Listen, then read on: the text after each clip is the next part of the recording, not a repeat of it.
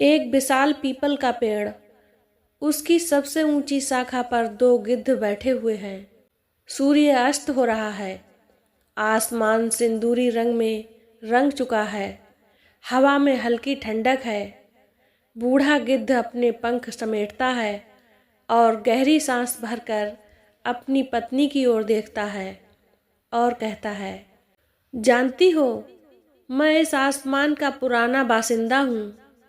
ये धरती, ये जंगल, ये गांव सब मेरी आंखों के सामने बदलते रहे हैं। मैं सिर्फ एक गिद्ध नहीं हूँ, मैं इस दुनिया के हर दर्द, हर संघर्ष, हर हार जीत का गवाह हूँ। हम गिद्धों को इंसान अशुभ मानते हैं, लेकिन सच कहूँ, हम तो केवल निष्पक्ष दर्शक हैं। भूख से तड़पते लोगों को देखते हैं, अमीरों के महल और गरीबों की झोपड़ी दोनों को देखते हैं। आज मैं तुम्हें एक ऐसी कहानी सुनाने जा रहा हूँ जो मैंने अपनी आँखों से देखी है। एक परिवार की कहानी जो इस गांव में रहता था। गरीब मजदूर, लेकिन हिम्मत से भरा हुआ। गिद्ध एक पल के लिए चुप हो जाता है। उसकी आंखों में बीते समय की यादें तैरने लगती हैं। वह अपनी चोंच से पंख ठीक करता है और कहानी शुरू करता है। वह एक टूटी फूटी झोपड़ी थी, सूखी मिट्टी की दीवारें और पुआल की छत। अंदर 4 लोग रहते थे, रामलाल, उसकी पत्नी सगुना और उनके 2 बच्चे। रामलाल एक ईमानदार मजदूर था। वह दिन भर दूसरों के खेतों में काम करता, लेकिन हाथ में जितना आता वह 2 वक्त की रोटी के लिए भी कम पड़ता। उसकी पत्नी सुगुना दिन भर घर में चूल्हा फूंकती, लेकिन कभी आटा कम पड़ जाता तो कभी दाल। दोनों बच्चे छोटू और गुड़िया स्कूल जाना चाहते थे, लेकिन फीस कहाँ से आती। उनके पैरों में जूते नहीं थे, किताबें भी नहीं थीं।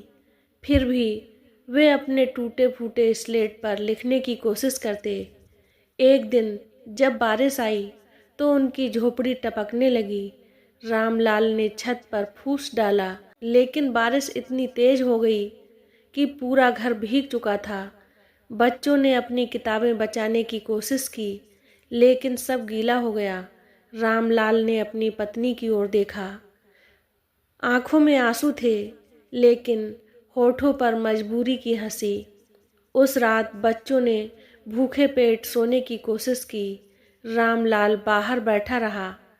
वह आसमान की ओर देख रहा था, शायद किसी चमत्कार की उम्मीद कर रहा था। रामलाल एक मजदूर था। रोज सुबह दूसरों के खेतों में काम करता, लेकिन मेहनताना इतना कम मिलता कि बच्चों के पेट भी ठीक से नहीं भर पाते। उसकी पत्नी सगुना दिन भर घर में कुछ न कुछ समेटने की कोशिश करती रहती, लेकिन घर में था ही क्या। उसके 2 बच्चे थे, छोटू और गुड़िया। छोटू 8 साल का था, बड़ा होनहार था, लेकिन स्कूल जाने के लिए न कपड़े थे न किताबें। गुड़िया 6 साल की थी। उसके नंगे पैर अक्सर गांव की गर्म मिट्टी पर जल जाते थे। रामलाल हर रोज सोचता था कि कुछ बदल पाएगा, लेकिन गरीबी की जंजीरें बड़ी मजबूत थीं। एक दिन ऐसा आया जब घर में अनाज का एक दाना भी नहीं बचा।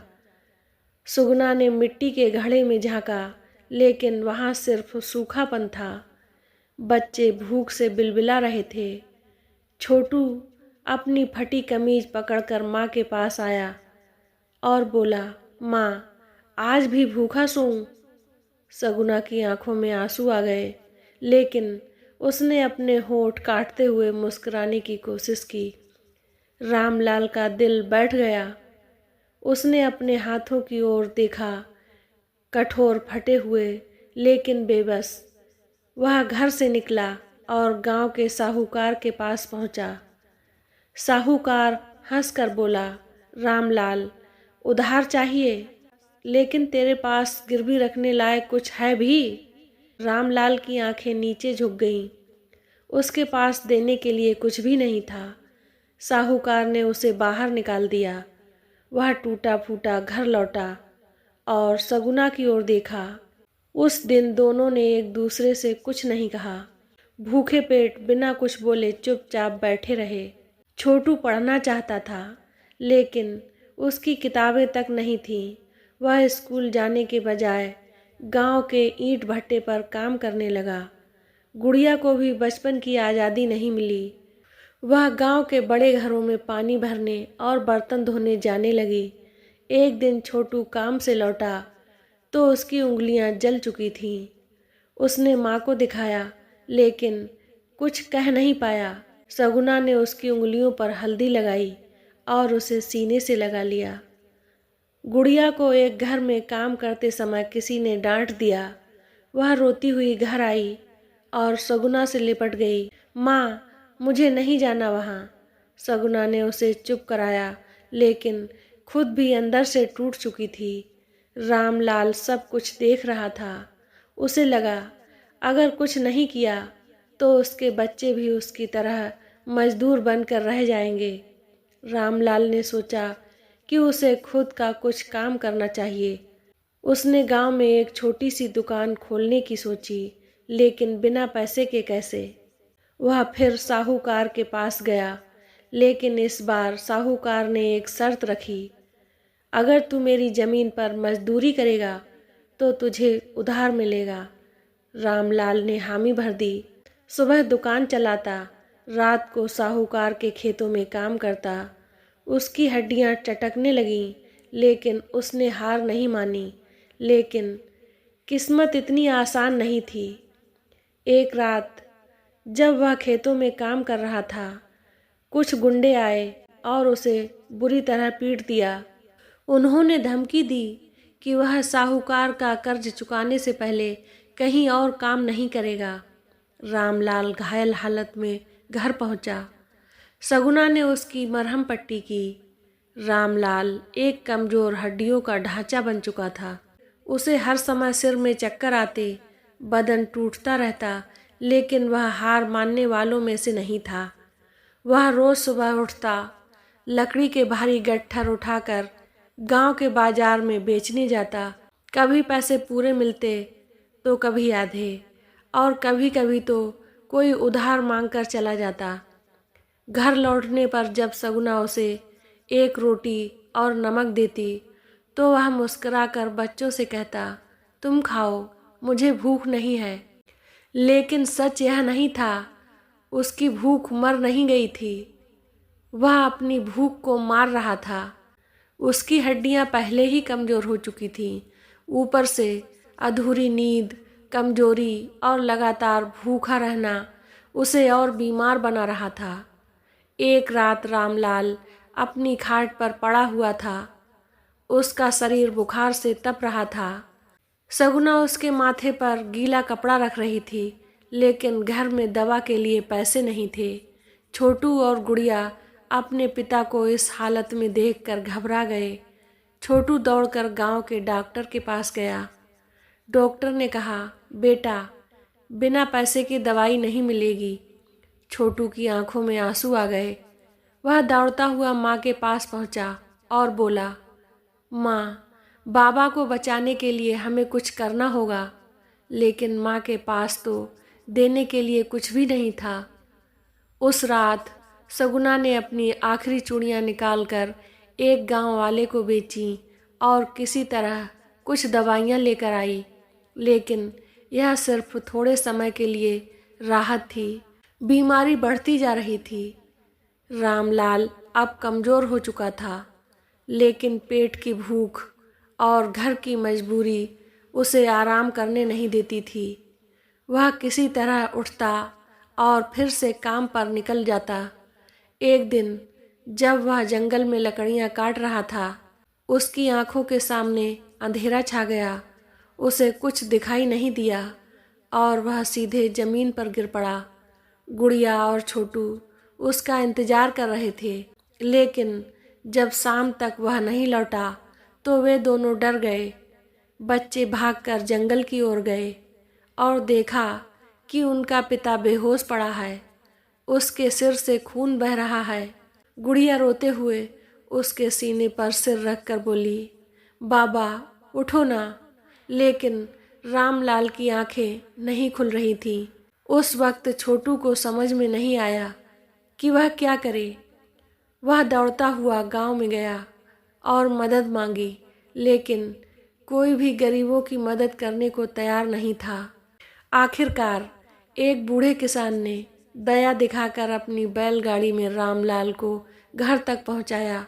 सुगना ने जब अपने पति की हालत देखी तो उसकी आंखों से आंसू नहीं निकले। शायद उसकी आंखों में अब आंसू बचे ही नहीं थे। उस रात पूरा परिवार रोता रहा, लेकिन रामलाल की आंखें बंद ही रहीं। रामलाल की हालत ऐसी हो गई थी कि अब वह खड़ा भी नहीं हो सकता था। उसकी टांगें कांपने लगी थीं, पीठ झुक गई थी और चेहरा ऐसा हो गया था जैसे कोई कंकाल हो। अब घर चलाने की जिम्मेदारी छोटे छोटे बच्चों पर आ गई थी। छोटू ने खेतों में मजदूरी करनी शुरू कर दी। गुड़िया दूसरों के घरों में बर्तन मांजने लगी। वे अपने पिता को बचाना चाहते थे, लेकिन हर दिन उनकी हालत और बिगड़ती जा रही थी। रामलाल के दिल में बस एक ही डर था, अगर वह मर गया तो उसके बच्चे क्या करेंगे। इसी डर ने उसे दोबारा खड़ा कर दिया। वह अपनी टूटी हुई हड्डियों के सहारे उठ खड़ा हुआ और हिम्मत के साथ बोला, मैं हार नहीं मान सकता। रामलाल ने धीरे धीरे अपने पैरों पर खड़ा होना शुरू किया। उसने एक छोटा सा काम शुरू किया, बांस की टोकरी बनाना। सुगना ने उसे पूरे गांव में बेचना शुरू किया। छोटू भी मदद करने लगा। धीरे धीरे उनकी हालत सुधरने लगी। छोटू वापस स्कूल जाने लगा। गुड़िया ने पढ़ाई शुरू कर दी। सालों बाद जब छोटू बड़ा हुआ तो वह गांव का पहला लड़का बना जिसने शहर जाकर पढ़ाई की। जब वह पहली बार नौकरी करके घर लौटा तो रामलाल ने उसे गले लगाकर रोते हुए कहा, अब मैं चैन से मर सकता हूँ। अब मेरी मेहनत सफल हो गई। दोस्तों, इंसान के पास कितनी भी मुश्किलें क्यों न हों, इंसान तब तक हारा नहीं होता जब तक वह खुद हार न मान ले।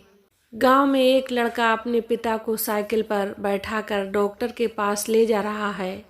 शायद यह छोटू ही है और शायद यह कहानी अभी भी जारी है। क्या आपने सोचा कि यह कहानी खत्म हो गई? नहीं, यह तो बस एक शुरुआत थी। रामलाल की तकलीफ़ें अभी खत्म नहीं हुई थीं, बल्कि अब किस्मत ने उसके धैर्य की सबसे बड़ी परीक्षा लेनी शुरू की थी। छोटू को शहर में नौकरी मिली थी। वह घर पैसे भेजने लगा था, जिससे परिवार की हालत थोड़ी सुधर रही थी। लेकिन तकदीर इतनी जल्दी किसी गरीब का साथ कहाँ देती है। एक दिन छोटू की फैक्ट्री में आग लग गई। कई मजदूर घायल हुए, कुछ मारे गए और कई बेरोजगार हो गए। छोटू का भी अपना काम छिन गया। वह बहुत कोशिश करता रहा, लेकिन नया काम नहीं मिला। एक दिन वह गांव लौटा, लेकिन इस बार सिर ऊंचा नहीं था, आंखें झुकी हुई थीं। सुगना ने अपने बेटे का सूखा चेहरा देखा तो समझ गई कि कुछ अच्छा नहीं हुआ है। छोटू रोते हुए बोला, माँ, मैं हार गया। अब हमारे पास फिर से कुछ नहीं बचा। रामलाल, जो अब तक चारपाई पर बैठा था, उसने अपने कमज़ोर हाथों से बेटे का कंधा पकड़ा और कांपती आवाज़ में कहा, बेटा, जब तक आदमी खुद हार नहीं मानता, तकदीर उसे हरा नहीं सकती। इस सदमे के बाद रामलाल की हालत और बिगड़ने लगी। अब वह उठ भी नहीं पाता था।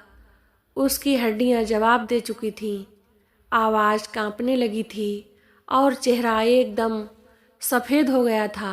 डॉक्टर को बुलाया, जिसने हाथ जोड़कर कहा, अब इनका बचना मुश्किल है। शरीर में खून नहीं है, अंदरूनी अंग कमज़ोर पड़ गए हैं और दवा भी अब कोई असर नहीं करेगी। गुड़िया डॉक्टर के सामने गिड़गिड़ाई, हम बाबा को खो नहीं सकते। लेकिन डॉक्टर की आंखों में भी बेबसी थी। गांव में खबर फैल गई कि रामलाल अब ज़्यादा दिन का मेहमान नहीं है। कुछ लोग अफसोस जताने आए, लेकिन कोई मदद नहीं कर सकता था।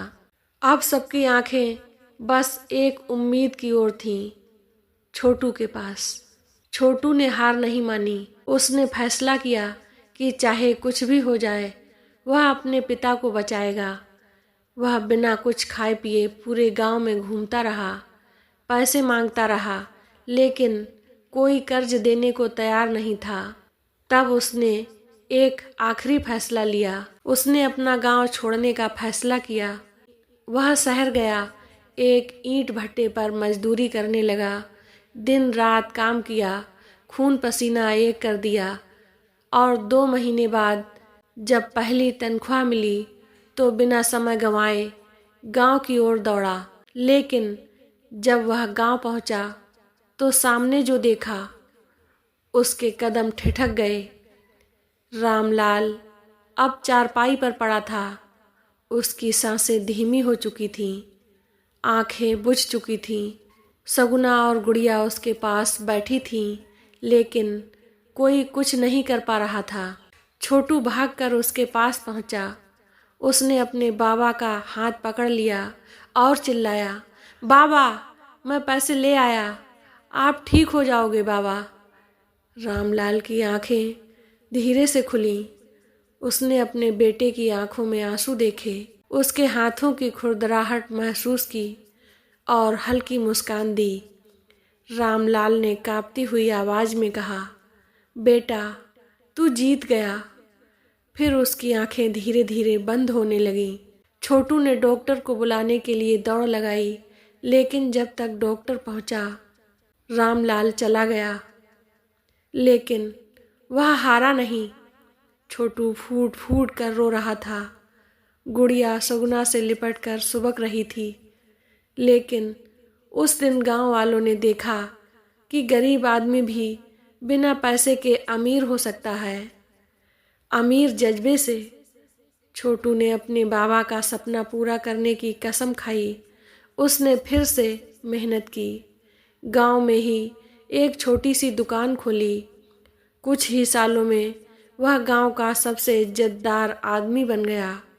अब उसके घर में कोई भूखा नहीं सोता था, कोई दवा के बिना तड़पता नहीं था, और जब भी कोई गरीब उसके पास मदद मांगने आता तो वह सिर्फ एक ही बात कहता, हार मत मानना। मेरी माँ ने भी यही कहा था और मेरे बाबा ने भी। गरीबी कोई अभिशाप नहीं, बल्कि एक चुनौती है। जो इसे स्वीकार कर लड़ता है वह असली अमीर होता है।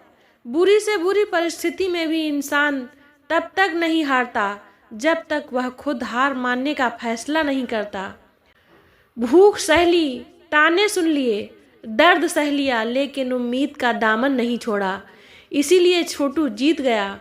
जिन्हें गिराने के लिए हालात जमीन तक ले आते हैं, वही सबसे मजबूत खड़े होने का हुनर सीख जाते हैं।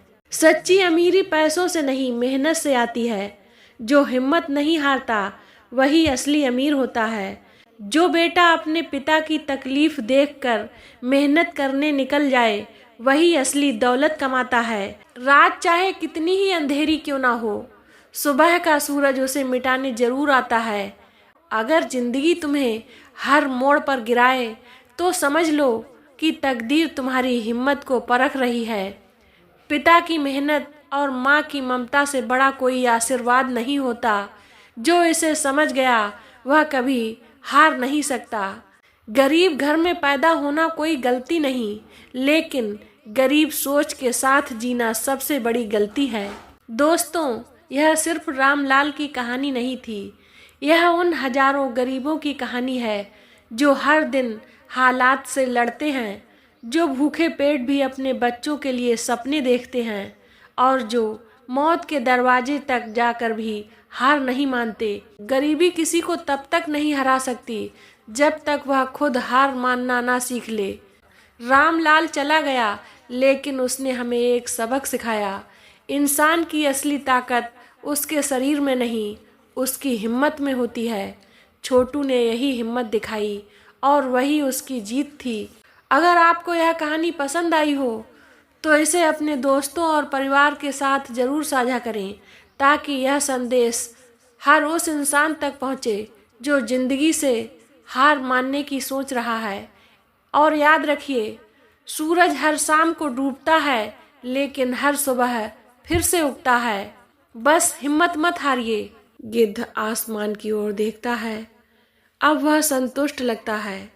वह अपने पंख फैलाता है और ऊंचाइयों की ओर उड़ान भरता है। उड़ते उड़ते उसकी आवाज़ गूंजती है। गरीब की तकदीर उसकी मेहनत से बनती है। हिम्मत हारने वाला हमेशा गरीब रहता है, लेकिन लड़ने वाला अपनी गरीबी को मिटा देता है। हम गिद्धों को लोग अशुभ मानते हैं, लेकिन हमने रामलाल की कहानी देखी है, जहाँ भूख और गरीबी के अंधेरे में भी उम्मीद की रोशनी थी। और देखो, सपने मरते नहीं, वे उड़ते हैं, जैसे मैं आसमान में उड़ता हूँ, और एक दिन वे अपनी मंजिल तक पहुँच ही जाते हैं। मैं था गिद्ध जिसने इस कहानी को अपनी आँखों से देखा, और अब मैं उड़ चला हूँ और एक कहानी तलाशने। तो दोस्तों, ये कहानी आपको कैसी लगी? अगर अच्छी लगी हो तो कमेंट में ज़रूर लिखें।